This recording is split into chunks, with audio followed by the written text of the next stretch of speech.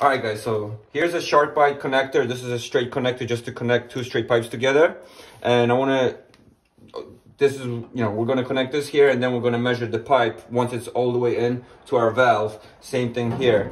But quick clip here to show you how to connect a SharkBite correctly. Sometimes people don't snap it in all the way and it's still leaking. You might have held a quick click or it doesn't pull out. That doesn't mean. This white piece needs to go inside the pipe. So you want to kind of shake it. And then, if you listen, I'm not all the way in yet. I have to push it.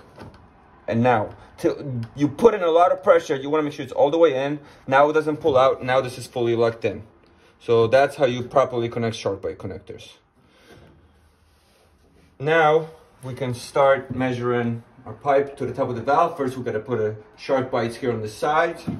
All right, guys, also a quick clip to show you how to remove a SharkBite if you need to remove it for some reason, or if you had an end cap, just closing your pipes up for now until you're ready to install your actual connectors. This is the piece right here. This is for the 1/2-inch SharkBite, and basically all you're doing is putting this on here, under it, and now you're applying pressure from the bottom, and you just pull it right off. Oh my God, that's stuck. That shouldn't happen. The pipe was probably too tight. But that's basically how you remove it.